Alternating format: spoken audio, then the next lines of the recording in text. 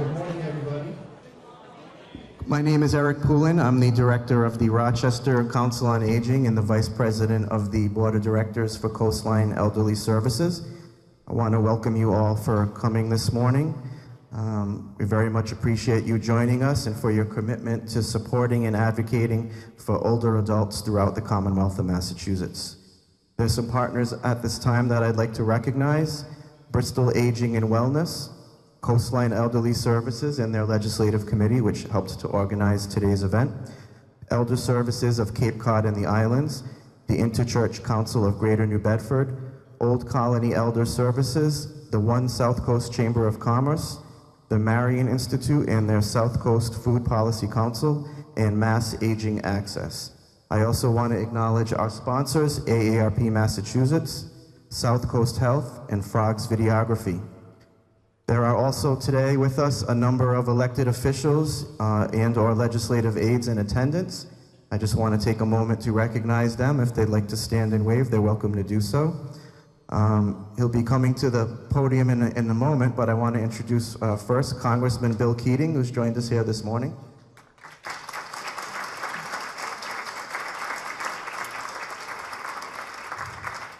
I want to acknowledge the office of Congressman Jake Auchincloss. Stephanie Gray's here with us from his office. We have Bristol County District Attorney Tom Quinn.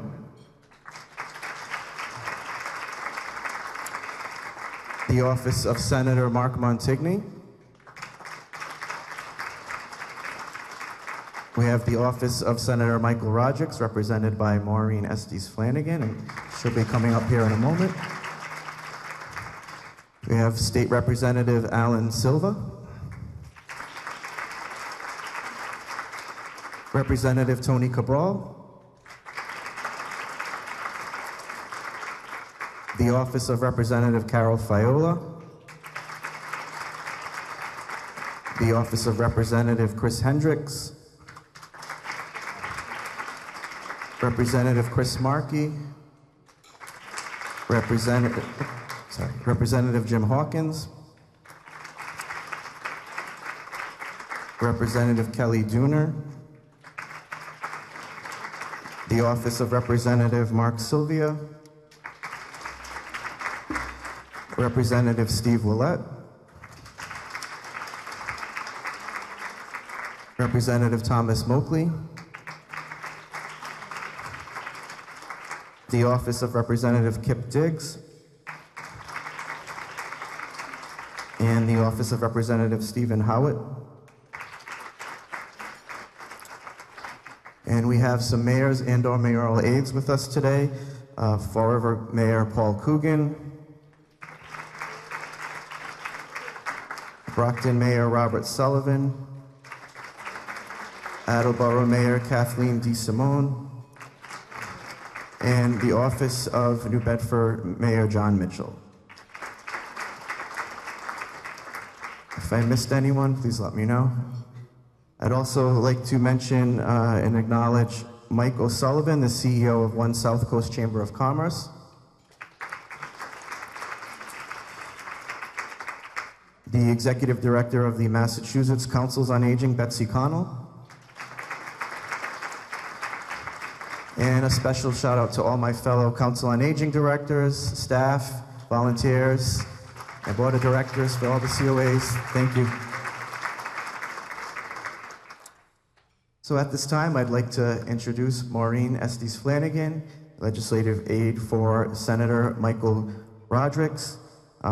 Senator Michael Rodrigues has been a great advocate for seniors, and we appreciate his continued support as the Senate Chair of the Ways and Means Committee. Maureen?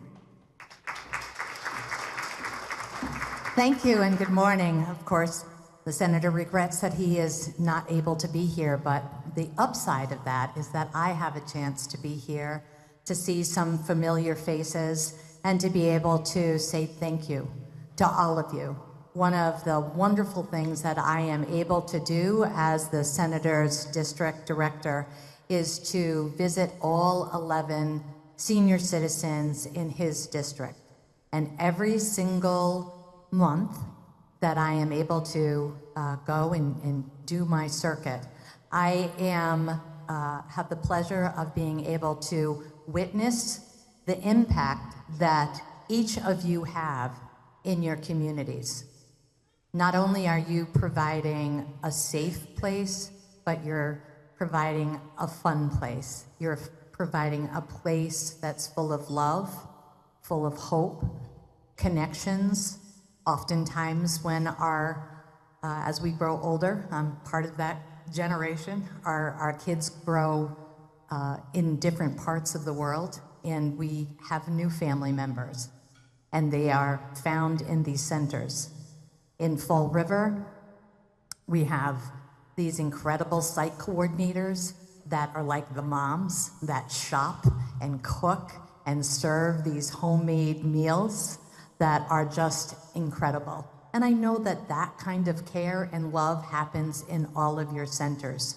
So from the bottom of my heart and from the bottom of Senator Rodrigues' heart, I want to say thank you and keep up the wonderful work that you do.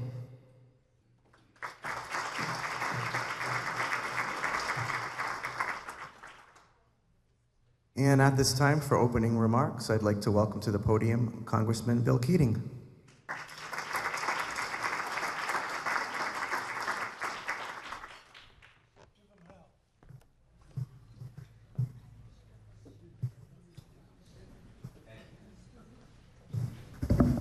Well, good morning, and first of all, thank all of you in this room. So many of you doing so much important work to help seniors and to make the quality of life better for so many people and their families. It's great to be here too with so many of my colleagues, some of them I served with, others that are brand new, some of them that have been friends for years. Also, with being a DA, former DA myself, being here with Tom Quinn is great this morning as well.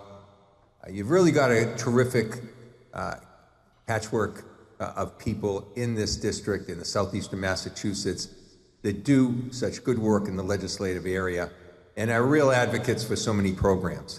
But quickly this morning, at a very important time for seniors in our country, I want to give you quickly the good, the bad, and the ugly about what we're seeing right now. And as we're here, I'll touch on this. As we're here this morning, the Senate is in session working out alternatives between something that could be terrible versus something that can be worse, and trying to find some kind of ground there. Things that impact the seniors that we're all here to support and to serve ourselves. First, the good news. We just had recently passed, and I think people are aware of this, and so many seniors are affected with this, the Social Security Fairness Act. After years and years and years, a bill that I co-sponsored and a bill that I discharged onto the floor, but this is something that Massachusetts is just part of a handful of states that the people who live here really are facing unfairly, and have been facing for years, a decrease in their Social Security benefits, solely because they were public workers too. And finally, after years and years and seemingly insurmountable task, we're able to get that over the finish line. And the good news is you're going to see the increase in those benefits in April. So it's coming. We really pushed to get it out quickly after all this time as well. And I think that's important. It's so important too for the surviving spouses as well, who are not getting the benefits they deserved under the current system. I think there are only 13 states that were affected like this. The other states, they didn't have this problem. And we're also working to make sure that that's done in a timely fashion. So this is the good part of the good news at long last. Another part of the good news is to see the Inflation Reduction Act start to unfold. We know some of the things that have been helpful in that regard already. People, disproportionately older people, paying insulin payments that was running hundreds of dollars a month. Because of this act, it was cut to no more than $35 a month for insulin payments. But it goes far beyond that. and it goes far beyond offering vaccines, so that there's no cost sharing with vaccines for seniors as well under Medicare. The other thing that's important that's being rolled out is a $2,000 per year cap on out-of-pocket expenses, which is really something that was really central to trying to get the results of just escalating costs on prescription drug prices somewhat under control for people. And $2,000 a year sounds like a lot, but for the people here in this room and the people that are being served by the people in the room, you realize that's nothing compared to what so many people are paying each year for out-of-pocket prescription drug prices. And then bringing the overall prices down is this breakthrough portion of this, which was really hard. Did you know that in Washington, for every member of Congress, there were 3 lobbyists for Big Pharma? And so you can see how hard it was to get this bill through that will actually result in, at least in Medicare, a competitive prescription drug pricing. And you can already see the benefits. Some of the biggest drugs, the most used drugs already, the price of them has gone down. The accessibility to single brand prices, which really priced a lot of people out of being able to even have these drugs, is now in a situation where that's being competitively bid, and that prices is going down. And as these drug companies go faster than the cost of inflation, they're going to have to pay back a rebate for those kind of escalating costs, something that will lower the overall ability of Medicare to deal with prescription drug prices. So that was really a huge accomplishment that we've had, something that was so important. And as I've talked to people, and myself, you know, we look at our own medicine cabinets, and you look at just the cost of what it is. And when people were making decisions whether or not to, well, should I fill the prescription or should I make sure I have enough food this week? Those are real costs that people in our district were making, and this is really was a breakthrough piece of legislation. So now I said the bad, and the bad is what is being debated as I stand right now here in the Senate. We dealt with it. It passed by only a 4-vote margin. That's how close things are now in the House. But this is the funding of government bill. And so you would say, well, who's not for funding government? Well, this is a bill, unprecedented in its nature, that would fund government to the end of the fiscal year, but do more than that. You know, when we set up our government and we gave power to those people that govern us, back in those days when the king was there and we just won our Revolutionary War, the people set up a government, the first of its kind, really, based on an idea. But they didn't want that uncontrolled power. So the checks they put in the system were having scheduled elections where the power goes back to the people and they decide, and also having the checks and balance of a Congress and the courts to deal with that. Part of this bill cuts the power of Congress and cuts the power of the courts. It's very cleverly worded by a group of lawyers who, you know, even though you see these cases going to the courts and the administration trying to seize this power is losing case after case after case. Already over 100 cases where they're just firing people indiscriminately, changing agencies, doing things that the president doesn't have the authority to do. But as part of this bill that's being funded, they've tailored the language so that the courts will be less apt to be able to have a check and balance on them, and Congress will have little effect on how the money that we appropriate for certain purposes, listening to people that we represent, having public hearings on, which is not unimportant, and public input on, making sure that that is protected. But that is undercut with what they're discussing right now in the Senate and what we debated last week in the House. The other part of that bill that's very serious is the serious cuts on Medicaid that are going to be the result of this. And I know my state colleagues are sitting there well aware of this, because the cost sharing between particularly the Commonwealth of Massachusetts and the federal government has been really a model for the entire country, making sure the people that fall through the cracks, people that can't get by, have the ability to have health care that they wouldn't otherwise. And with this bill, and what's going to happen, so much of that is going to fall back on them. And they simply don't have the money to pick it up itself. So this is serious. How serious is it in my district? Over a quarter of the people in my district receive Medicaid. That's better than 1 out of 4 people. And it's broken down, and the two groups that get hurt the most with these cuts, it's not unusual, are seniors and children. They're the ones that are being cut so much. I mean, I have over 200,000 people receiving Medicaid in my district alone. And this will have devastating effects. It's going to have effects directly on service. Things will be cut. It's going to have a direct effect on our hospital care. You see, there'll be a residual and ripple down effect from this that's very real. And more so in our district, in my district, than many others. We have Southcoast Health, for example, which is called a DISH hospital.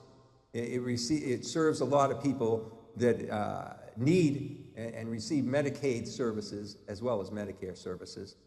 And they will be particularly hit with these cuts. And hospitals just can't withstand these kind of cuts themselves without cutting service and access and personnel. And those of you who have known the good work, for instance, in the New Bedford Community Health Centers, and how many people are served by that, they are particularly going to be hurt by this. When some of these things were announced, we received phone calls in some of our districts, in the Cape in particular, that said, we don't have enough salary with this to pay the people to the end of this week that work here. And they pulled back from that quickly, but it still will be affected by what's being voted on right now in Congress in Washington as we speak.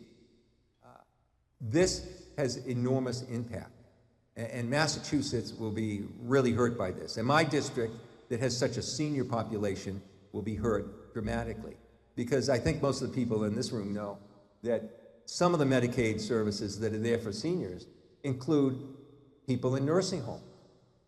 That's the primary source of funding people in nursing homes. Now, we have a nursing home crisis right now because we can't get personnel.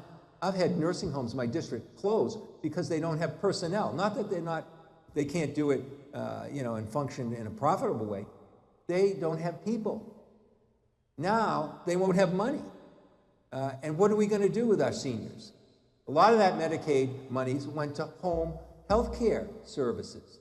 That's what's been funding, in part or in full, many of the home health care services, the food services for a lot of people, the respite care for a lot of people.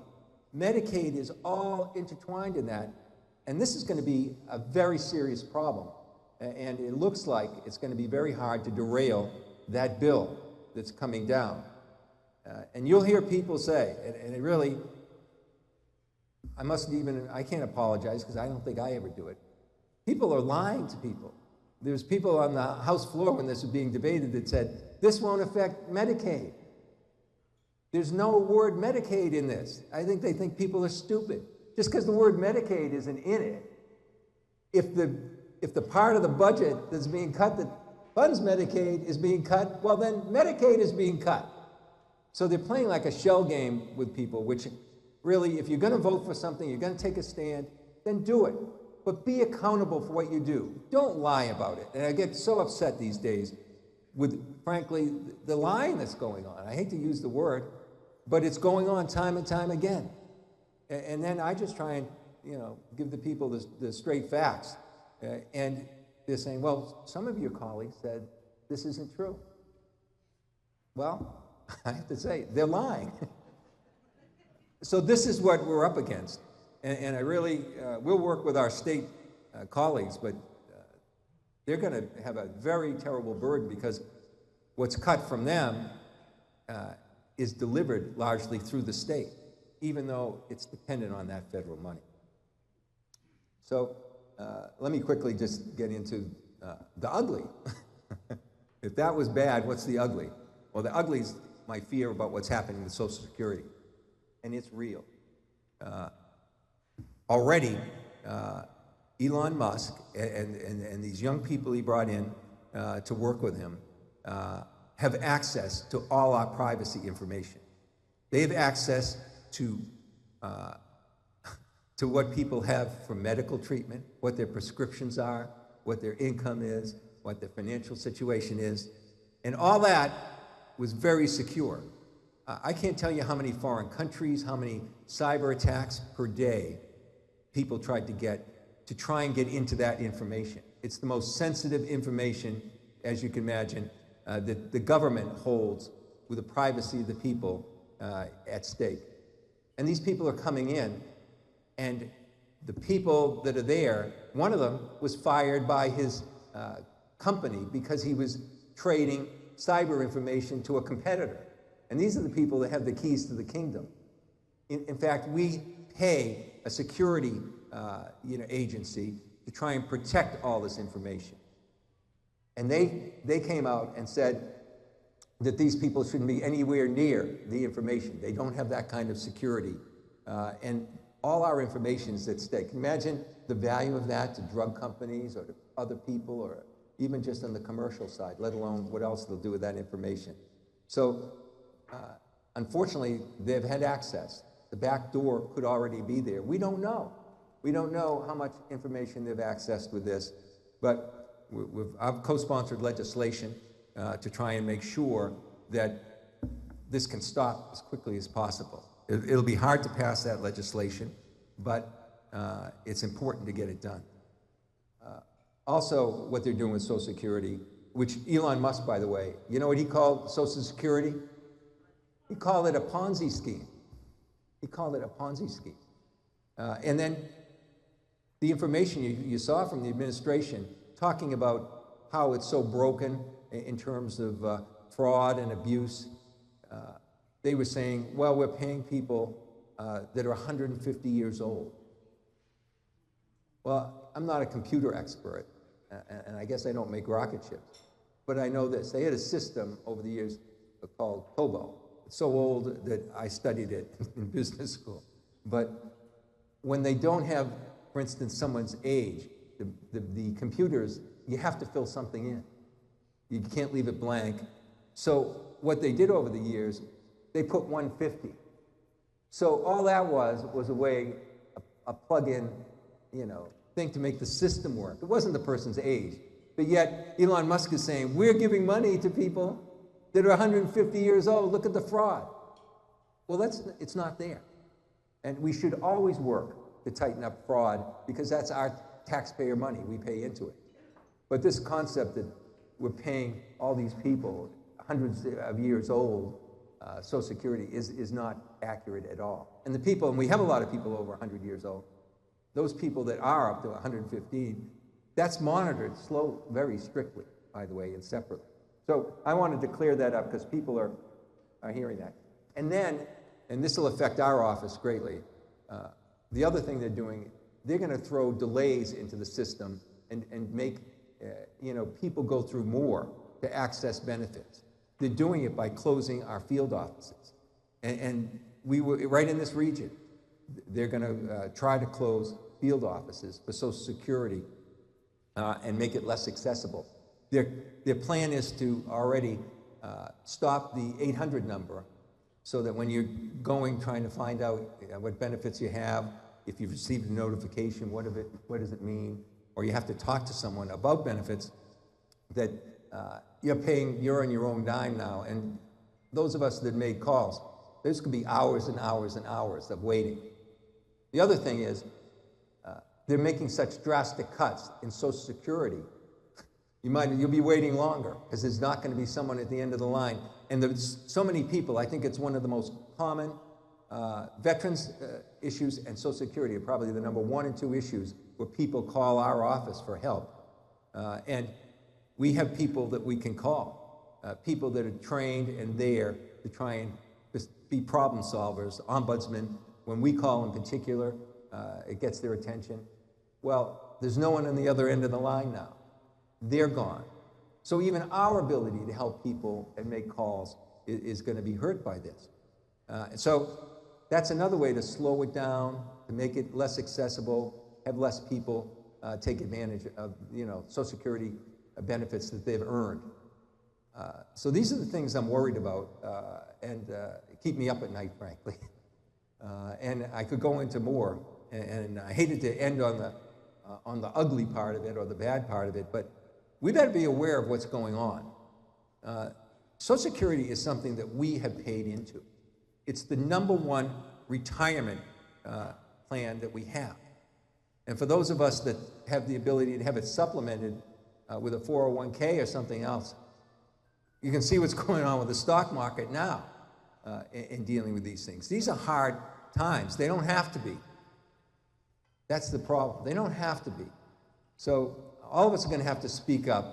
I'm doing it the legislative way, co-sponsoring. I'm doing it by educating the people that I represent and making sure that what's really happening, people are aware of.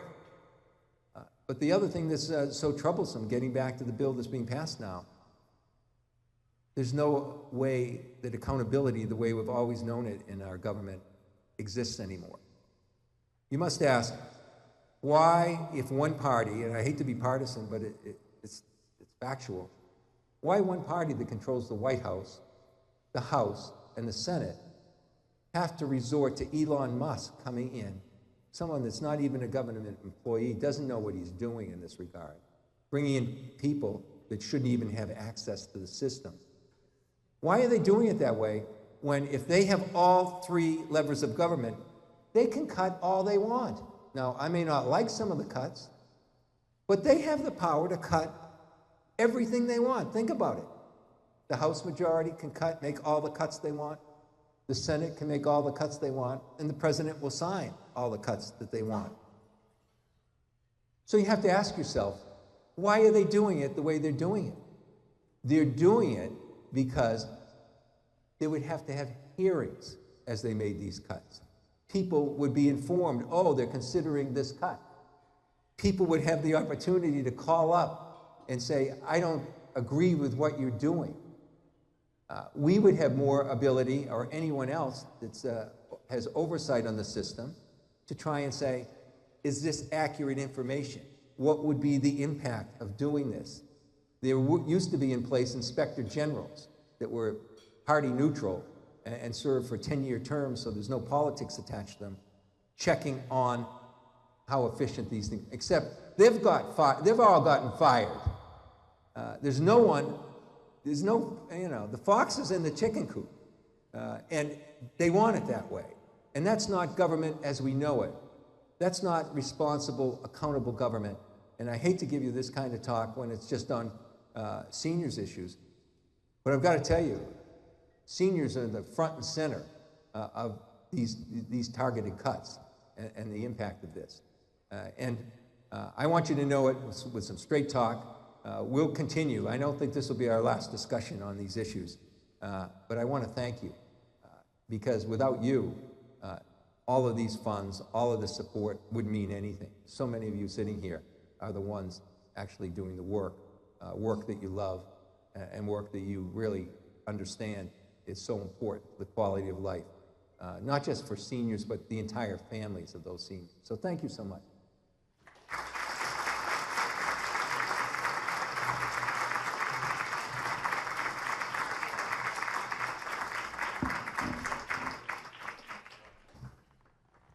Okay, at this time, we're going to get our first panel together, Sustaining SIPs, Hospital to Home. We have with us the Director of Transitional Care and Remote Patient Monitoring from Southcoast Health, Jessica Magalhaes, the Executive Director of Mass Aging Access, Betsey Crimmins, and the Executive Director of Integrated Care Management for Southcoast Health, Christine Cernak. Hi, good morning, everyone. It's great to see so many people here today. My name is Betsey Crimmins. I'm the Executive Director of Mass Aging Access. We are the membership association for the 27 ASAPs, Aging Service Access Points, and AAAs, Area Agencies on Aging, across Massachusetts. And we're so fortunate to have 4 of our members here today: Coastline Elderly Services, Old Colony Elder Services, Bristol Aging and Wellness, and I love their new name, and Elder Services of Cape Cod and Islands. And similar to the 4 ASAPs that you're probably most familiar with, all of our agencies across the state have been deeply embedded in their local communities for over 50 years, providing the services and supports that older adults and people with disabilities need to be able to remain in their homes and live safely and independently where they want to be for as long as they can stay there. So the favorite part of my job is being able to talk about all the incredible work that ASAPs do every single day, from delivering over 10 million meals a year to older adults who are homebound and food insecure, to doing affordable housing applications, coordinating transfers from hospitals and nursing homes back home, supporting family caregiver programs, and so much more, which you'll hear more about when our 4 ASAP directors do a panel later today. But one of the relatively new and very exciting programs that I'm going to talk about today with this panel is the Hospital to Home Partnership Program.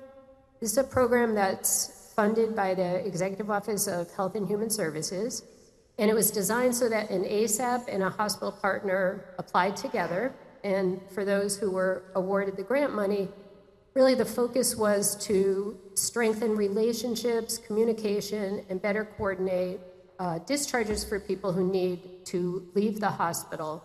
And in large part, it's because, and some of you may have had this personal experience or had the experience with a family member, it's incredibly complicated and complex and fragmented to try to figure out how to get somebody from an institutional setting, hospital or nursing home, back home.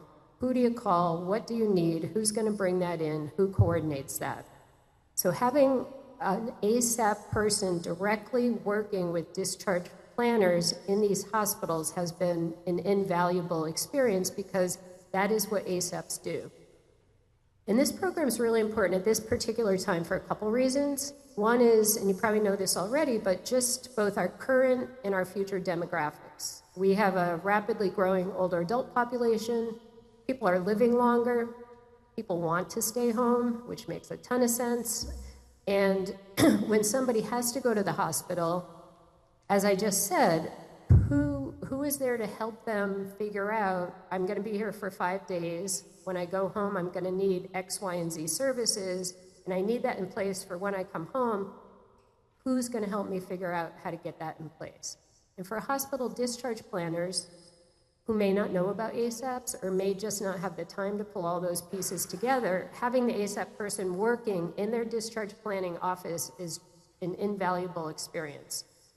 Another reason this is important and timely program is, you might know this already, but in Massachusetts we have an acute, a really crisis level problem at hospitals where people are stuck. It's called a throughput issue. So for people who don't need to be in acute care bed anymore, but still need some sort of post-acute care, there's no place to send them. As Congressman Keating said, so many nursing homes have closed or are down, are open 40% because of staffing issues. So there's a real dearth of nursing home beds. We do have programs in the community for people, but you have to know about them. And the Mass Hospital Association keeps data on this and sends out a report every month. And at least for the last 6 months, probably more, they anticipate about 2,000 people a month are stuck, ready to go home, don't need to be in the hospital, but are in an acute care bed that somebody else desperately needs, and there's no place for them to go.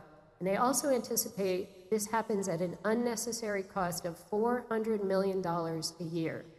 And when you think about our cash-strapped hospitals right now across the state, that's a lot of money that could be used for many more very important services. And the last reason this is important is, as I just mentioned, our nursing home crisis. So this was really designed as a nursing home diversion program. So for people who don't need to go to a nursing home, but because of a hospital discharge planner being overwhelmed and maybe not knowing about home care services, that's an easy default, especially for an older adult. Again, having the ability to have the ASAP set up the services and get somebody home quickly is a lifesaver. So let me tell you just a bit about the program itself. Currently, there's 15 ASAPs participating with partner hospitals. ASAP staff, as I said, work in the hospital. Oftentimes we'll meet a patient and their family members upon admission, talk about how many days they need to stay in the hospital, figure out what services they're going to need when they go home, and then get those services in place. And I just want to give you an example of, actually, I will say that for the whole time this program's been in place, I've had the great fortune of being able to attend every other month meetings with the hospital-to-home liaisons at the ASAPs across the state, and just sit and listen to the incredible stories of working with very difficult-to-place patients, people who don't have homes to return to, or are actually returning to a car where they had been living before their admission, and the services, the wraparound services, including helping somebody with a housing application and getting them into affordable housing. So it's really been incredible to listen to these stories, and I just want to tell you one. It's actually from Old Colony Elder Services, and it involved a 95-year-old woman who was living alone and went into the hospital with confusion. When she was in the hospital, she was given an Alzheimer's diagnosis, and the hospital home liaison started working with her, figured out what services she needed to get back home. One really important one was meal preparation, and it wasn't just Meals on Wheels and have a nice day. It was preparing the meal, presenting the food to her, and sitting with her and encouraging her to eat. And she was also enrolled in what's called our ECOP program, Enhanced Community Options Program, for people who are frail and otherwise nursing home eligible, but are able to remain at home in their communities. So for this very vulnerable 95-year-old person, who in almost any other situation would have been on this glide path straight into a nursing home where she would have been for the rest of her life, she has remained at home, living as independently as possible, and has not had another hospital readmission. That's an incredible story, and it's a win-win for so many entities. It's a big win for state taxpayers because Mass Health, our Medicaid program, does not have to pay for her nursing home stay. It's a win for the hospital. It's a win for that person who needed her acute care bed. Most importantly, it's a win for her. That's where she wanted to be. That's where her family members wanted her to be. She's a part of a community that she gets to return to. So that's all the good, feel-good news about this program. The unfortunate news about this program is that it was funded with what's called ARPA funds, which were one-time funds related to the pandemic, and the funding expires at the end of this month. So our challenge right now is to try to find sustainable funding for this program to both keep the current programs going and ideally to have one of these partnerships in every single hospital across the state. Mass Aging Access has filed a bill, or we put together a bill, and we're very fortunate to have Senator John Velas and Representative Kate Lipper-Garabedian sponsor the bill. And the purpose of the bill is to codify this program, to turn it into a law, and then eventually to get it funded. While we'd love to see it funded in this legislative year, we also recognize this is going to be a very difficult year financially. But I guess how I would end is to say at this time of great uncertainty, I mean, we just heard an incredibly sobering analysis of what's going on in the federal level. We also know that the state budget is extremely tight right now. We have an extremely successful program in Massachusetts that's demonstrated it could be run on relatively small amount of money, and it can provide, as I said before, great savings to state taxpayers, to our strapped hospital system, which we all rely upon, and we need to be there when we need it, and especially to older adults and their loved ones, for people to utilize to get back home where they want to be. So thank you very much. I'm going to turn it over to Mike.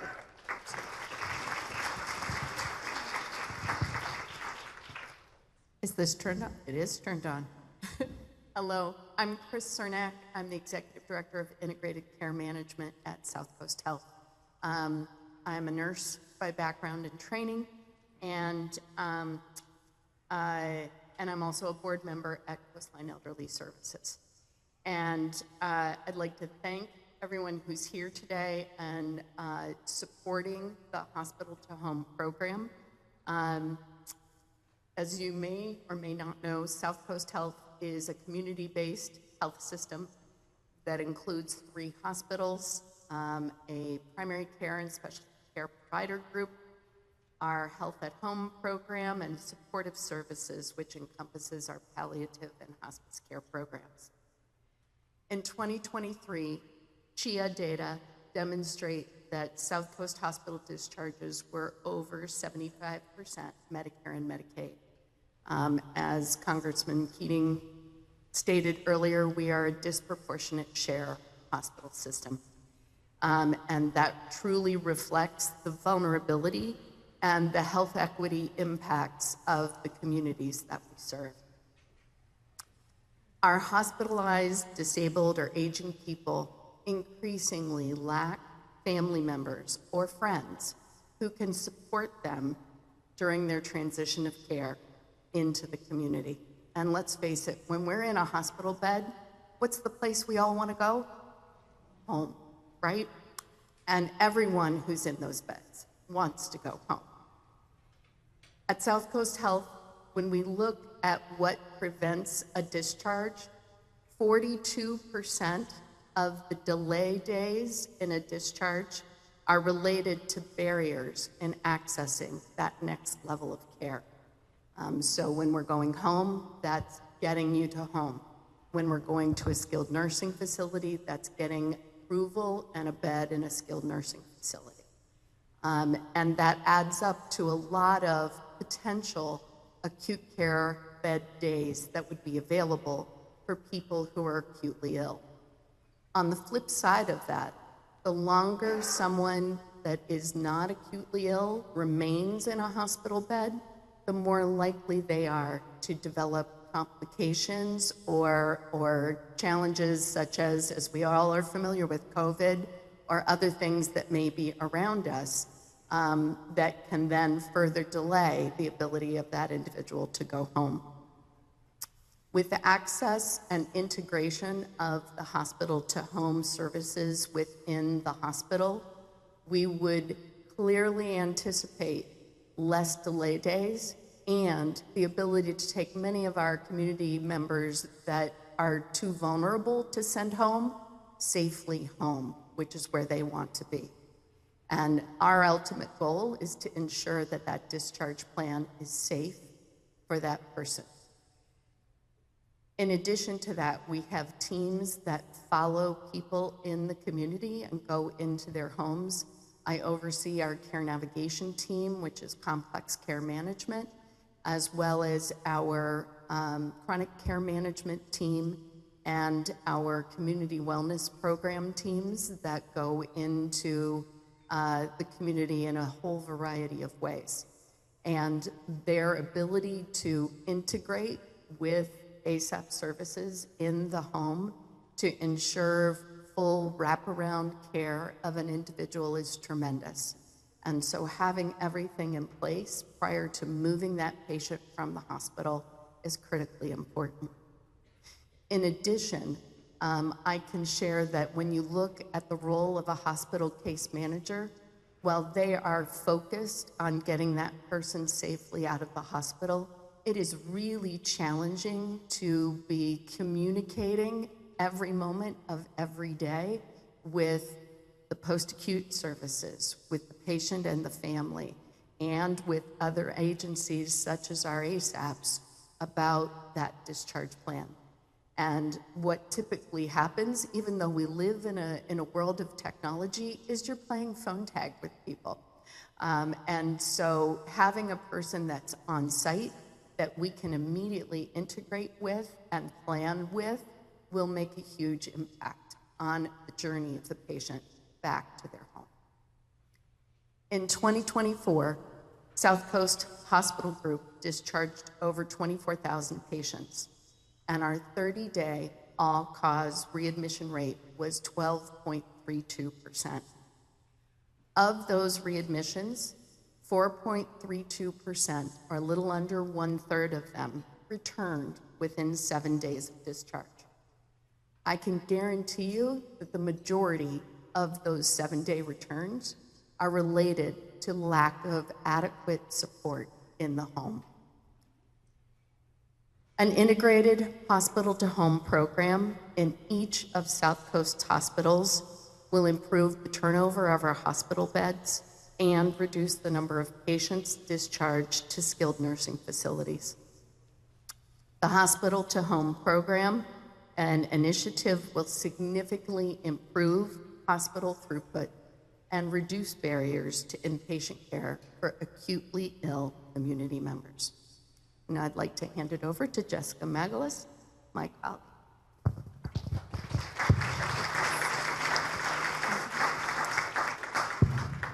Good morning, everyone. My name is Jessica Magalhaes. I'm the Director of Transitional Care and our Remote Patient Monitoring Program for Southcoast Health. As Chris mentioned, one of the significant challenges that we're facing every single day is the lack of family support for many of our patients that are preparing to return home. In my role at Southcoast Health, I assist in coordinating the transition from hospital to home, as well as from hospital to a skilled nursing facility, including the integration of our VNA services from Southcoast Health. While the VNA provides really valuable care, it's intermittent and it's short term. We often encounter gaps in essential support necessary for our patients to remain safely at home.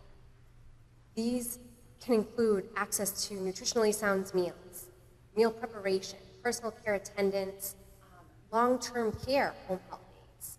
Our VNA can only provide that care short term. It's not sustainable for the long term. Homemaking, laundry services, grocery shopping, meal prep, they're all critical tasks, particularly when family involvement is minimal, to help prevent rehospitalizations. Collaborating with Coastline and the other local ASAPs in our area really will enhance our discharge planning. We can offer tailored support that addresses the unique needs of each individual patient. The partnership is vital not only for ensuring safe discharges, but also to reduce our patients coming back to the hospital. Like Chris mentioned, that 7-day return is high.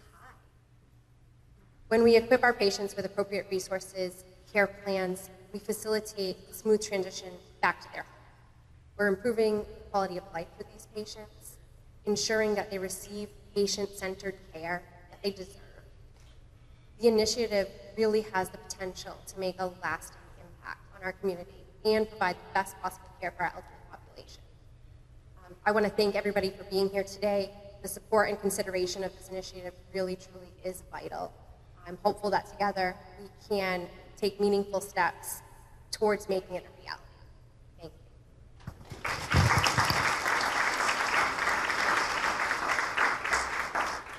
you. I'm mindful that we're running a little bit behind schedule, so we're going to try to get back on schedule, but we did want to offer people an opportunity to ask questions if there are any. If you have any questions written down, if you can raise your hand right now, we'll send Zach to collect them from you. I don't see. Oh, we have one, Zach. Two. Any financial limitations to your services, like income? No. No, and right now at least, the other really great part of it is it doesn't depend on what insurance you have. You could have any of the managed care, Medicare, no insurance, and you'd still get the services to get you back home. The hospital liaison would still work with you. Do you have to be in the hospital, or can you have an illness that has you at home now that you need help? This particular program is for just people in the hospital, but ASAP services that we've been talking about are for people who are home and may need some help. Sure. And we had one more. What area does this serve? Just Bristol County or Rhode Island? What area do you serve? Just Bristol County or Rhode Island or? So Southcoast Health covers the full Southcoast region. Then the hospital-to-home program is currently in, I believe, 16 hospitals across the state. And the goal of the bill is to make it available to every hospital. don't see any other hands. I want to thank our panelists very much for your time and for coming today and presenting. I want to recognize Ryan Berard, who is here somewhere over there. He's our Associate State Director for Advocacy. So if you have detailed questions on anything, talk to him. You know, oh, he's right here taking my picture. And I just pointed at you in the picture. I also want to recognize Congressman Keating, who was here. I know he had to leave early. He's a busy guy. But for fighting for his district, it's an important job, now more than ever. And I'm really excited to hear from him today, as I'm sure you are. And for the regional delegation at the State House, as a former legislator, one might say recovering legislator, it was wonderful to see them and be able to talk with them here.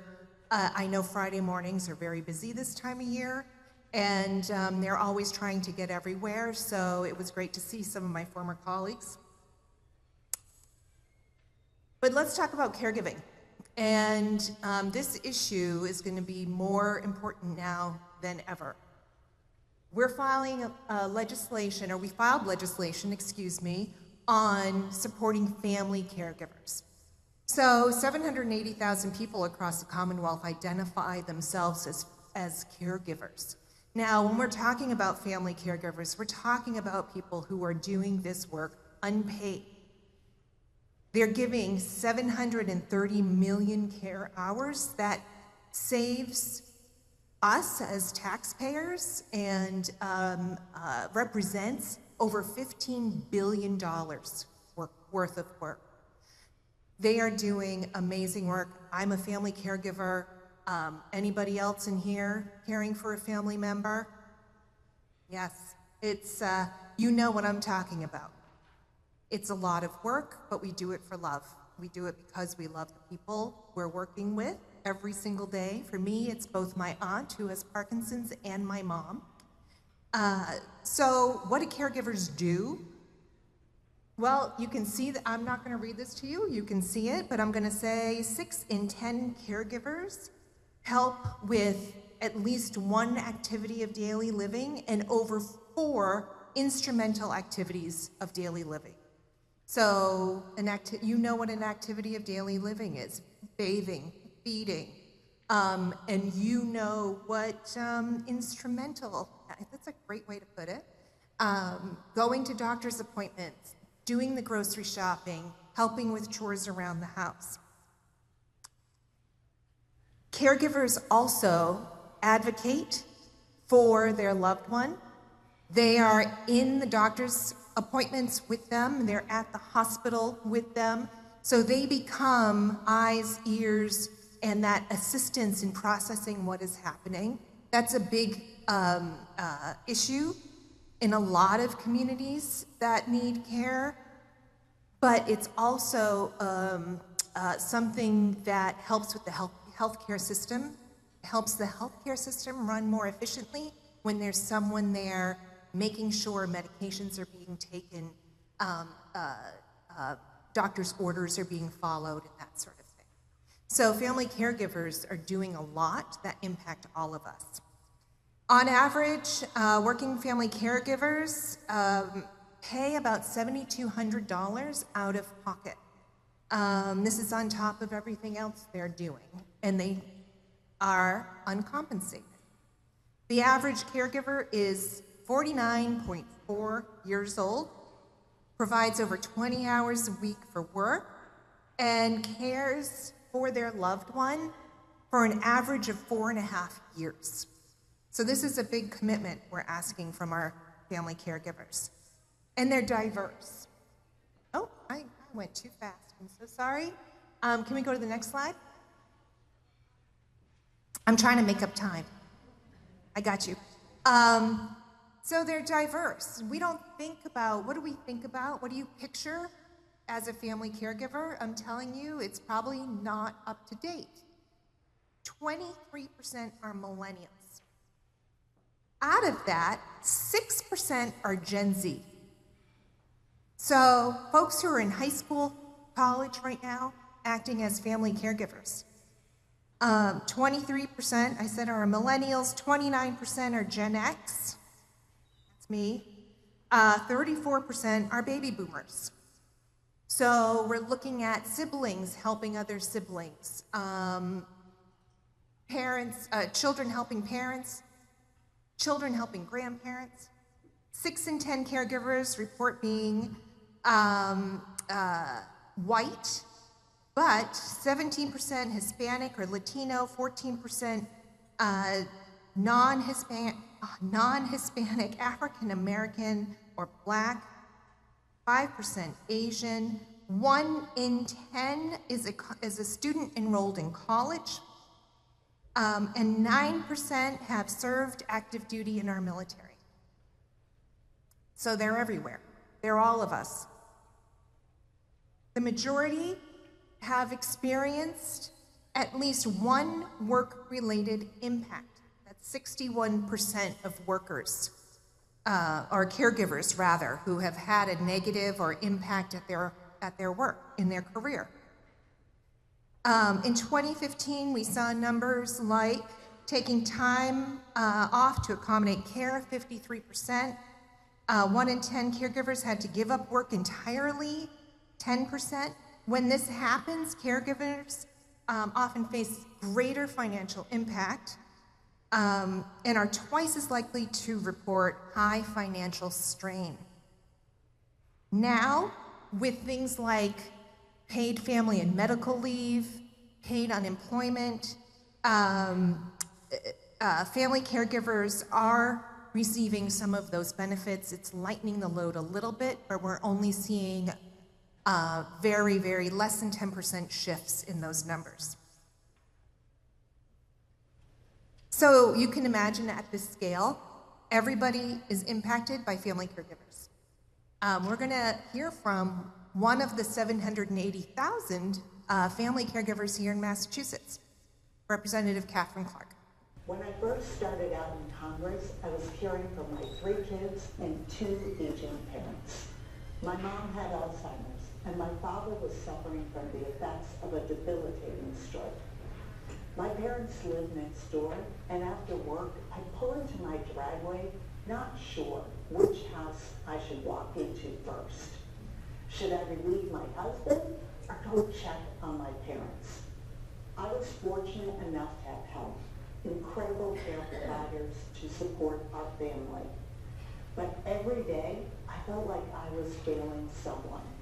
And for millions of Americans, the help they deserve is out of reach.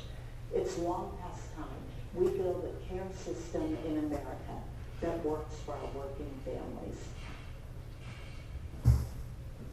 So I served with Catherine Clark for a time in the Massachusetts legislature, and remember talking with her about her parents and her kids and the position she was in. And yet she still ran for Congress, won, and can bring that fight and that experience to the federal government and Congress. So she's been a wonderful, wonderful supporter of family caregivers. So she talked about what are they doing, you know, when she goes and talks in DC.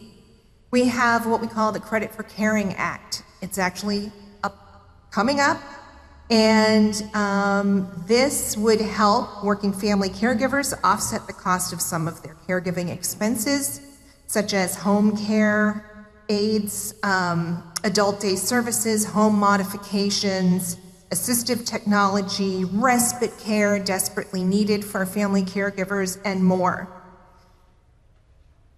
So the credit would account for 30% of these costs associated at a maximum credit amount of $5,000.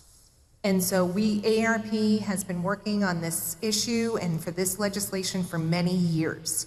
I want to thank Congressman Keating for being a co-sponsor of this legislation, and I'm really hoping this is the year we get it done. So what are we doing at the state level? We have legislation Thank you. Which has brand new bill numbers. House Bill 3159, Senate Bill 1938. In the House, sponsored by Rep. Kushmarek, and in the Senate by Senator Comerford. So what does the bill do?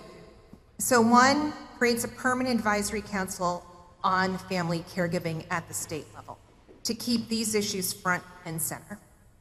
Two, it provides and creates a respite voucher program to help give some much needed time for family caregivers to be able to do things for themselves, their children, or just take a break. You know how stressful it can be to be a full-time caregiver. Number three, creates a state-based caregiver tax credit up to $1,500. So our dream is the federal and the state tax credits get passed, and then you have that ability to make up your $7,200 plus out-of-pocket care. So next, we make sure that family caregivers who have to leave their job for the purpose of caregiving can apply for and qualify for unemployment.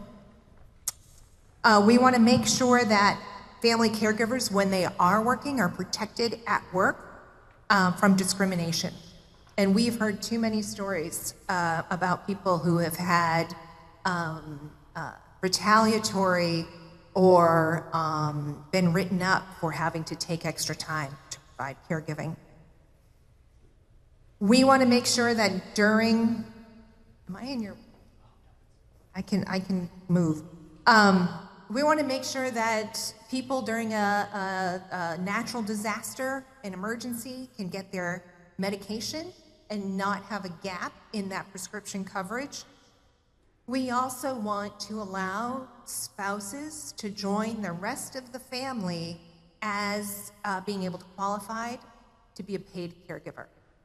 So if you did have to leave your job to be a full-time caregiver, that you could apply to be recognized as a caregiver, like your kids, your niece, and other members of the family already do. So what can you do? So you can get your phone out right now, point it at this, and you'll get information on how you can help advocate for this legislation here in the state. Or get that phone out again, you can text 22777. Text JOIN to 22777. That can get you signed up as one of our advocacy volunteers. You'll get updates from us. You can join us once a month for webinars. We have regular advocacy webinars to update everyone on the progress of legislation and help us be an issue advocate.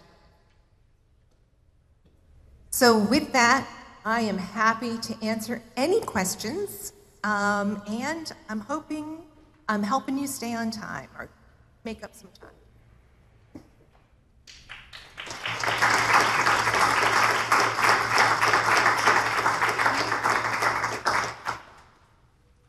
Any questions? Wow, I must be really boring. All right, well, thank you for listening. Make sure you get that second cup of coffee, and I'll be around for a while. Thank you.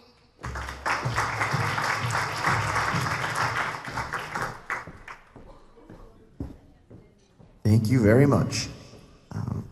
We now have the policy platter, our main course.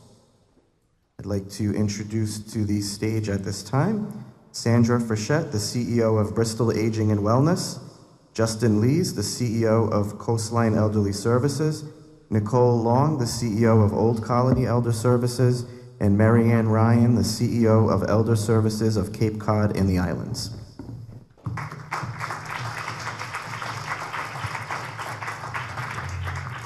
And we were supposed to start this at 10:40. It's now 10:41, so we're right back on track. We'll keep it on time. So good morning, everyone. I want to thank you all for being here. I know you have a very busy schedule, and I really appreciate that you take the time to be here for us to appeal to you for your support and advocacy. So I know most of you are familiar with the ASAP network, but I'd just like to go over a few highlights today. With the growing population, the ASAP network is more valuable than ever before. There are currently 24 ASAPs, which is an age and service access point across the state. The ASAPs contract with the Executive Office of Aging and Independence, which was formerly the Executive Office of Elder Affairs.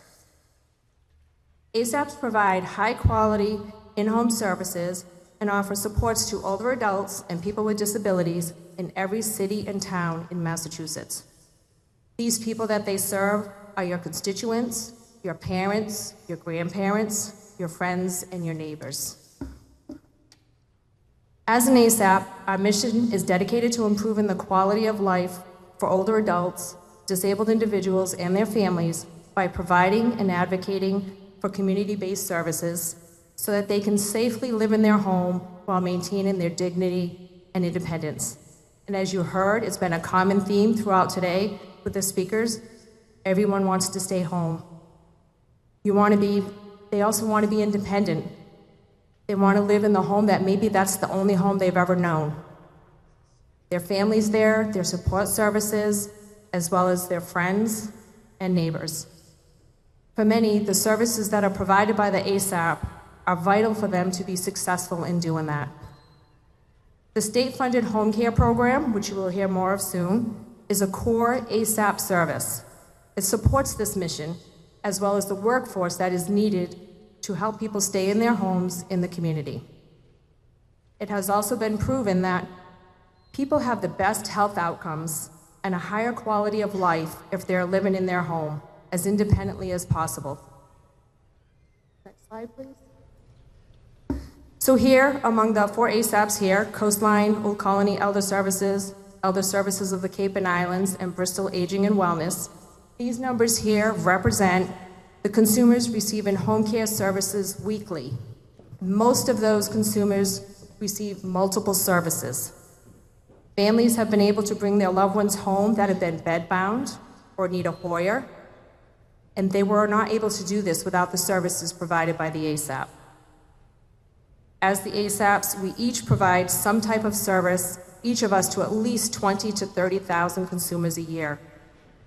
These services include home care, senior care options, caregiver support, home-delivered meals, protective services, and many more. If you look among the 4 of us, we serve almost 100,000 consumers in a year, and that doesn't include the other 20 ASAPs that are in the state of Massachusetts. So I encourage you to reach out to us. If you're new, haven't heard of the services that we provide, reach out to any of us. And I really want to thank you again for your support, your advocacy, as there are thousands of older adults that are at risk, and we are looking for your advocacy, and we appreciate it. All right. So I'm going to turn it over to Nicole Long.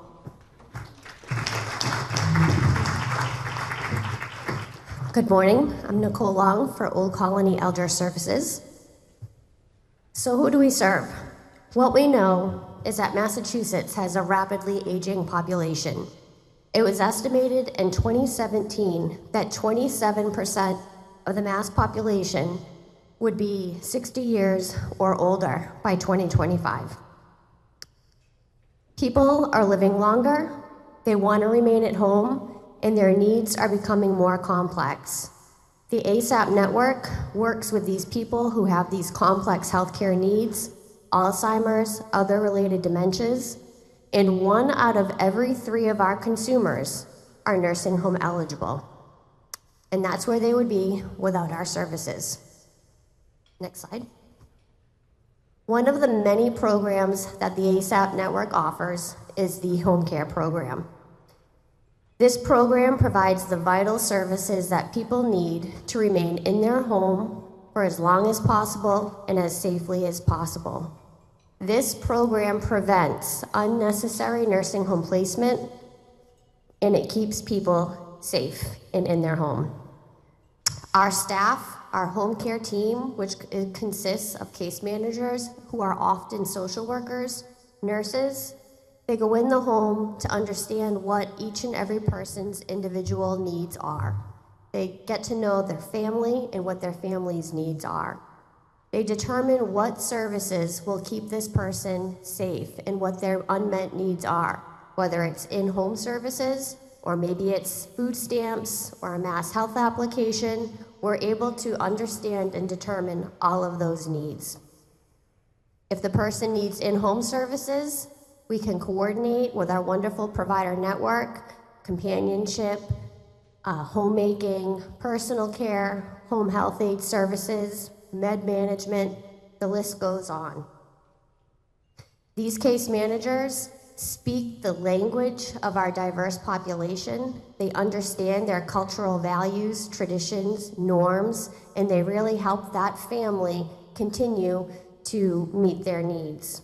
All of these services are based on a copayment, which is based upon the individual's income and Mass Health guidelines. Next slide. So who are the ASAP home care consumers that we serve?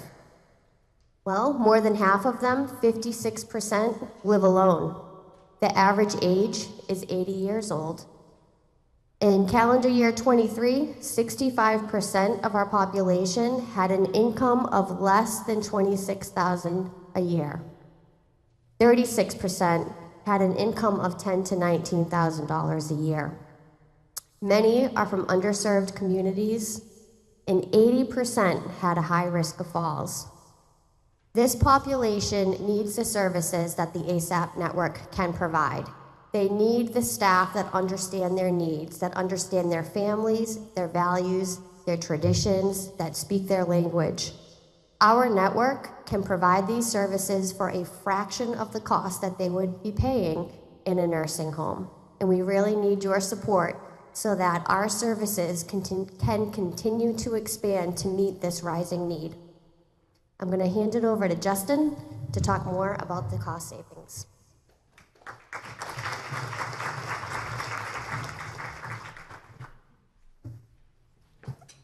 All right, I'm going to try to keep this pretty high level, but this kind of brings us to a major reason we gathered here today, which is the current status of the FY25 state budget that funds our home care program.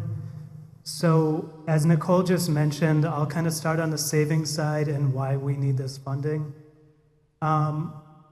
We save the Commonwealth a lot of money. You just heard that 1 in 3 of our home care consumers would be in a nursing home if they did not receive these services. So looking at some of these stats, and these are in your packet as well. So the average calendar year total cost for the services we provide in 2023 ranged from basically $3,600 to $10,244. If you compare that to a nursing home, the median payment rate for that for the year is $77,000, which honestly to me sounds low. I think, I always think of $10,000 a month when I think of a nursing home. So that just shows you the vast savings that we provide, especially to the Mass Health budget. Said another way, for our ECOP program that was mentioned earlier briefly, anybody who's enrolled in ECOP is clinically eligible to be in a nursing home. We as ASAPs receive $1,371 a month to keep them in home and provide all those services. Again, versus $7,700, $10,000, however much money a month for a nursing home. So this really is an investment into our system, which saves a ton of money. It almost gives a dividend back to the state. And as you also heard from Congressman Keating, there's a nursing home crisis. So even if they were to go that way, because we didn't have our funding, there's not enough beds to service these people. So just jumping a little bit into the specifics of the state budget, essentially our home care program is funded by 2 line items. It's the 9110-1630 that pays for all these services that are provided in the home. Essentially, that funding comes to the ASAP, and then we have a whole network of providers that we utilize that funding to pay to follow the care plans that we've established inside each person's home. That, I'll get into the details, but that line item currently is under budgeted by over 46 million at least. Line item 9110-1633, that pays for our staff. That allows us to go in the home, do the assessments, develop the relationship with the consumers, check in on them, and hold the providers accountable for the care plans that we've designed. That line item is underfunded for FY25 of over 8.6 million at least. So combined, we're looking at a $55 million statewide deficit for the home care program. And again, this program saves funding. I'll just briefly touch that this deficit came about because FY23 numbers were used to design it. So consumer utilization based off of FY23, which if you recall, we were still kind of coming out of the pandemic at that point. People weren't used to having folks come into their home. They were relying on caregivers, and they did not want multiple people coming in every week. But, you know, as we got out of 23, people really tried to get back to normal. And we've seen a steady 8% increase in demand for services. So you can see the chart. This demand is just going up every month. We're having record intakes for people looking for our services.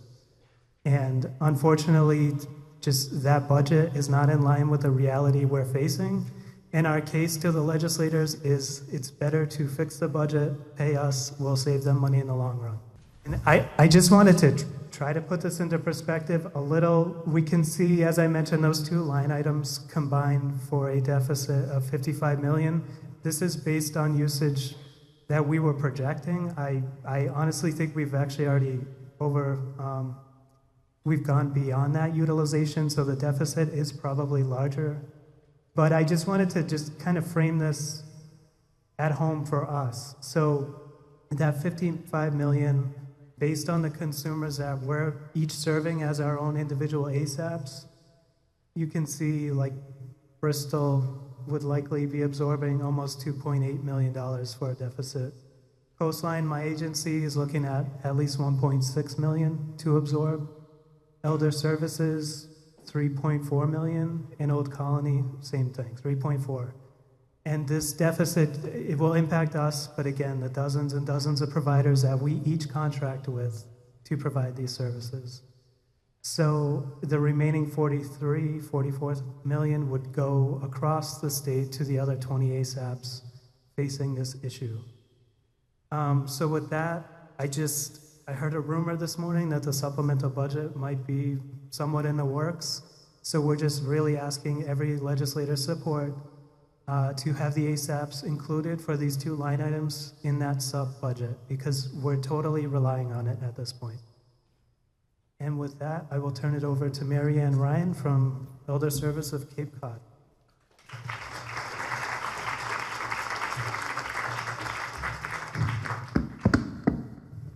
Okay, thank you, colleagues. To bring it all home is really important for us to actually talk about the people we serve and what the difference is going to make. So just two quick case examples of return on investment for the Commonwealth to properly fund the services that we provide. So case example number one, Mrs. Doe, who needs heavy chore services for 2 hours a week and some homemaking for 4 hours a week through our enhanced program. Prior to coming to the ASAP network, Mr. Doe was having frequent hospitalizations 2 or 3 times a month due to an decline in health status, and kept falling. After we intervened with ongoing services and support, Mrs. Doe has been able to maintain their home, no more hospitalizations, stabilized health conditions, and is just improved living conditions, tremendously life-changing. And the cost to our network is $900 a month, $901. If this person was in a long-term care facility, minimally, it would be $6,450. So the cost savings of our home care system, the ASAP network, for intervening is approximately $5,550 a month. And that's one case, one example. The next case is Mr. Smith, who's now receiving a home health aide for 10 hours a week, 2 hours a day, 5 days a week through our Community Choices program. That's the highest level that you can have for services. Mr. Smith has been in rehab after having 3 strokes, and his spouse provides daily care. However, due to limited health conditions, he needs more help. After we intervene, Mr. Smith was able to get back into the community, enhance care, avoiding long-term care facility, and with the help of the home health aide is now in a stable place, and his spouse is able to continue as a caregiver because we continue to support him with caregiver services as well as the in-home support. So the cost savings to this is we spend $1,763 a month as opposed to $6,450 a month in a long-term care facility.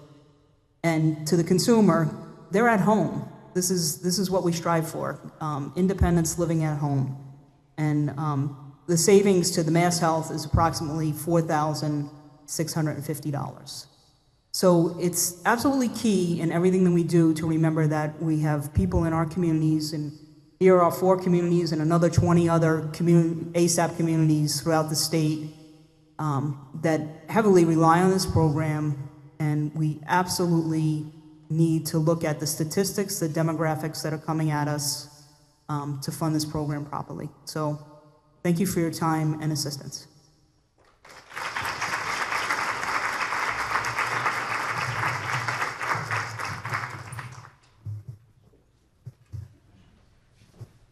Before our panel departs, are there any questions?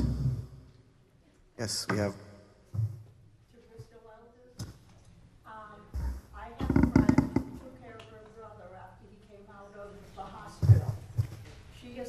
She signed herself up to be his caretaker, 4 hours a week, just going in, washing his clothes, cooking his meals, taking him to Walmart, whatever he needed.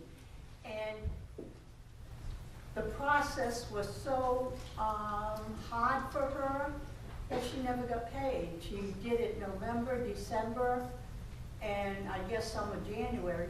But continuing on with the process of getting assigned to get paid, she couldn't do it. We can look into that. She probably applied for the PCA program. Or the PCA program or CDC. I have staff. Yes, she was going to be the paid caregiver.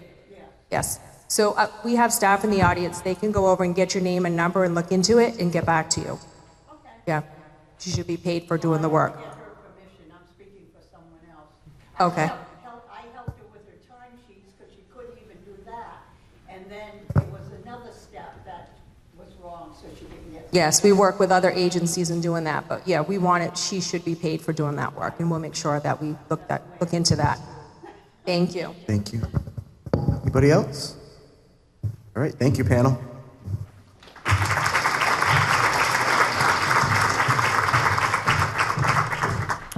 All right, for our final panel of the day, titled Nutritious and Hip Desserts, we have Elizabeth Wiley, the Executive Director of the Marion Institute, and Bernadette Oliveira and Joan Kilroe from the Food Equity Advisors at the Marion Institute's Southcoast Food Policy Council. Okay, hi everyone, I'm Liz Wiley. I'm the Executive Director of the Marion Institute. We're a nonprofit organization here on the South Coast. It does a lot of regional work where we're focused on health and wellness, health equity, specifically through the lens of food and nutritional access to healthy and health-promoting foods. So today we're here to talk to you about the HIP advocacy going on. Have you ever heard about HIP? We're taking a little detour from everything else. Great. HIP stands for the Healthy Incentives Program, and what it means is that eligible SNAP users are also eligible for HIP dollars. It gets added onto their SNAP benefit card at the beginning of every month. And what it does is it matches dollar for dollar when a SNAP user goes to a farmer's market or an approved SNAP HIP vendor to buy local, healthy, nutritious food. So it supports our local farmers. It helps our SNAP users and residents access healthy and health-promoting foods. But it's in danger right now because how it used to work in the past since 2017 is that a SNAP recipient, based on their household income, would get HIP dollars added to their EBT card. And it would be anywhere from $80 or $40 or $20 a month. But in December of this past year, that was cut. And regardless of your household income or size, everybody just gets $20 added. Okay, so about $5 million was deducted from the budget, and that's what we're looking to advocate for, is that we're looking to get that $5 million back added to the 2025 supplemental budget. This is not only a major benefit for SNAP recipients, it's also a major benefit for our local farmers, right, that are also desperately in need of this support, but it's also a really big boon to the local economy. Since the inception of HIP in 2017, $81 million has gone to local farmers for healthy, nutritious food for SNAP recipients. So this is not only making it better for all the people that are using it, it's also making our local food system more resilient. So that's my pitch, but I think it's best said by, I'm joined today with two of our food equity advisors. The Marion Institute runs the Southcoast Food Policy Council. We do a lot of work with our Community Advisory Board, and there's a lot of you out there, so please give a wave if you're on our Community Advisory Board. I see you all. And it's through the work communally together that we're all doing collaboratively that we're pushing these incentives forward. And both Joan and Bernadette, who are with us today, participate in that work. And they're both got a story they want to share with you. So I'm going to turn it over to you, Bernadette, first. Good morning. My name is Bernadette Oliveira. I was born and raised in Fall River. I am one of 6 children. My mom was a single parent raising us. It was a struggle as we grew up in poverty. We went without a lot growing up, including food, but I managed to survive and join the working force. In a blinking of an eye, I became a senior citizen. I am in the golden years, though I am uncertain what that means. Food, as you imagine, is important to me as I grew up without healthy and regular food. I volunteer with the Massachusetts Marion Institute Southcoast Food Policy, the YMCA with the Full Plate Project, and St. Vincent de Paul. I live on a limited income. I collect SNAP benefits and rely on Medicare. This past year, I volunteered at the Fall River Farmers Market and was a Healthy Incentive Program HIP ambassador, educating people on HIP benefits.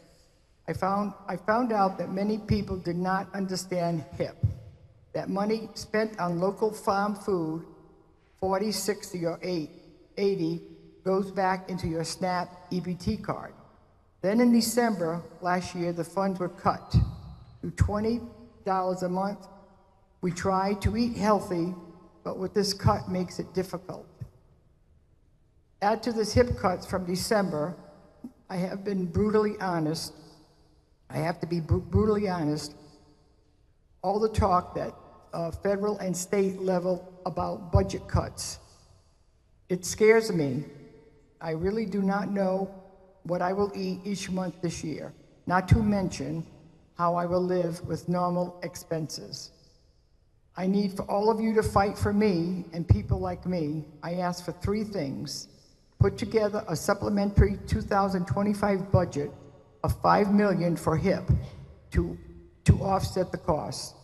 Fully fund HIP for $25 million in 2026 to go back to the 20/80 monthly, depending on the household size.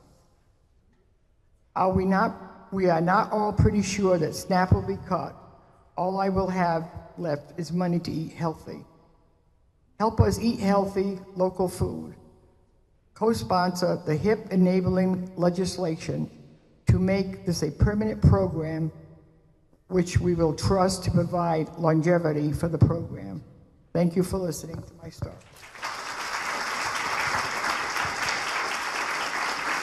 I could make it simple and just say what she said, but I won't. I'm Joan Kilroe of Fairhaven, Mass. And in 1 month, I will be turning 83 years old. Oh, well, thank you. While eating a healthy, nutrient-rich diet is certainly advisable to anyone at any age, for us, those of us seasoned citizens, it is essential to a healthy lifestyle. Every month, as soon as my SNAP HIP benefit has been credited, I rush over to the farmer's market at Buttonwoods Park in New Bedford, because it's a year-round farmer's market. I do so enjoy chatting with the dedicated growers who bring this fantastic produce to the community. HIP is important to me because it is locally and sustainably grown, which is a definite plus in my book. HIP is also important to me because I have multiple health concerns, such as diabetes. I must eat a healthy, nutritious diet full of vegetables, lean proteins, and restrict carbohydrates and processed foods. No. However, that is challenging with the increased cost of food and fewer dollars in my SNAP EBT card. For a sad reality check, like so many of us seniors, I struggle to get by on an all too meager Social Security benefit. Currently, I am receiving $79 a month in SNAP benefits with a $20 a month HIP benefit. That brings me to a grand high total of $99 a month to do grocery shopping with. You would be correct in assuming it doesn't go very far. And now we are facing the dreaded possibility of further cuts for SNAP that might leave me without about a total of $80 a month total to do grocery shopping with. That is why it is so vital that you address the two budgets issue. And I will reiterate, first, dedicate $5 million to the Healthy Incentive Program in a future 2025 supplemental budget.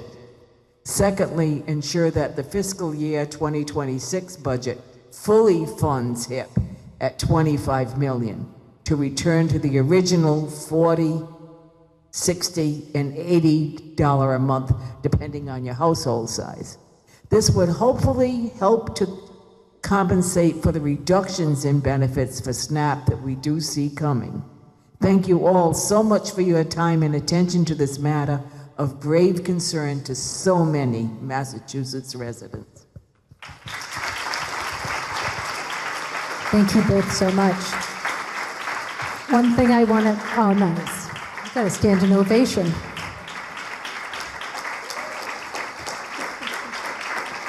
Yes, I agree. One thing that's also equally important that I just want to point out before we leave is that with SNAP, with changes happening at the federal level and not knowing what's going to happen with SNAP and SNAP benefits, we're lucky in the state of Massachusetts to have policies that are supporting with this, like the HIP incentive. And so now more than ever, getting behind HIP, supporting HIP is a win-win for everybody. So I hope that I hope you'll support that. Any questions for any of us? Yes.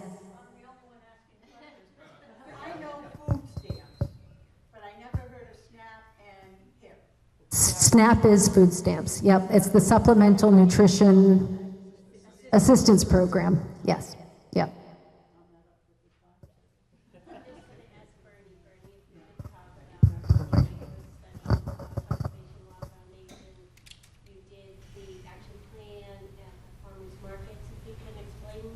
story that you had about your experiencing, telling people how the HIP process works.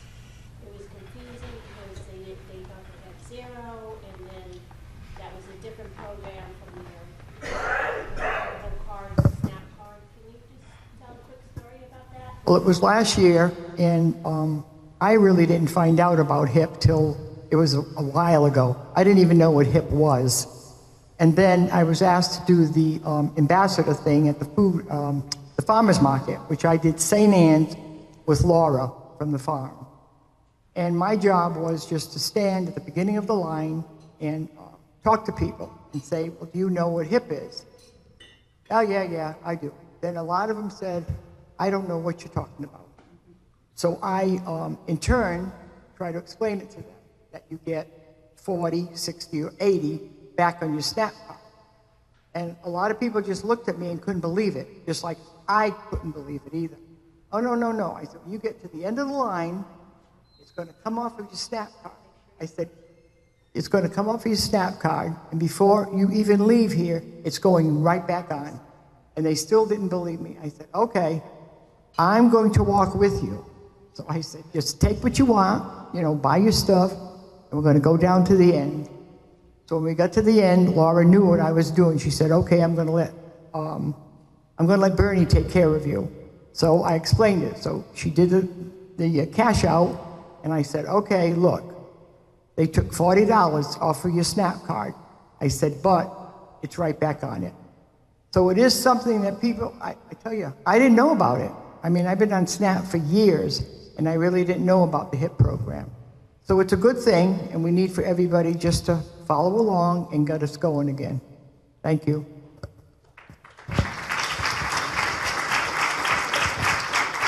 Any other questions? No. Oh, back there.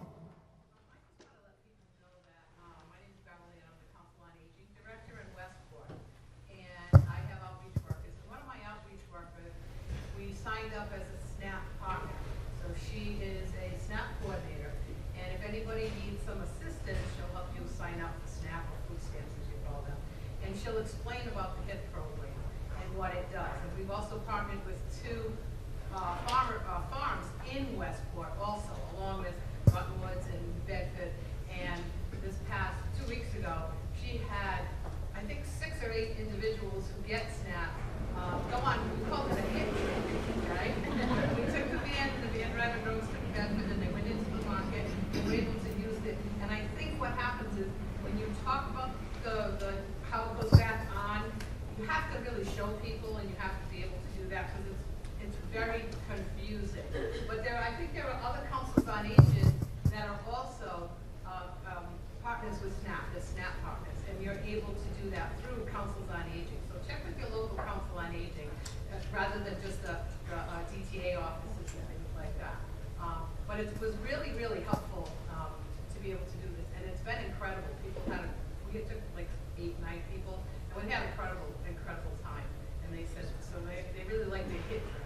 I love that. I think the HIP trip is what we have to do. We're also joined here today with our partners, Coastal Food Shed and CMAP, who represent the farmers. Go ahead, Abby.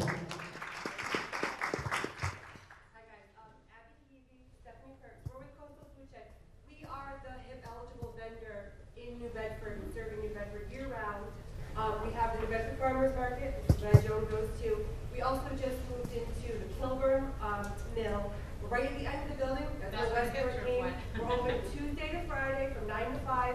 Come in. We are very happy to walk you through the process and show you how it works. We have great staff. We also, for any community partners, we have a HIP delivery program we just started. So if any community partners have a group of SNAP customers that come together at a certain time or something, we can pack bags of local veg, and we will deliver it to your site and run everyone's SNAP card so everyone can get their HIP benefit. So check us out in the Kilburn. It's cool to be hip. What was her name? Abby, yes. Joan Kilroe lives at Fairhaven Village in Fairhaven, right? And just last week is when you made your first delivery. And I got there a few minutes late. There were only about 30 people in line. That's actually a good turnout for any activity. That's about maximum people that show up. But I was really taken aback that out of the 30 or so of us there, only about 3 or 4 of us were actually familiar with the HIP program. It was, others were like totally blindsided. Nope, never heard, no, I don't have that. Oh yeah, I've got my SNAP card, but no, I don't have that other thing. Yeah. It was rather alarming that the public knowledge was seems to be so limited. So we really need, well, let's hope we can push to get more people involved, but the money's gonna have to be there for these people. I would hate to encourage people to participate in the program and they're going to be going, but we get next to nothing on this. Is that worth it? Well, of course it is. If it was only $5 a month, it'd still be worth it. But yeah, we really need the funding in there. It's desperately needed. Thank you both. Thank you all. Thank you, everyone. So I want to thank you all for coming today and for your time and attention, and I hope you have a wonderful weekend.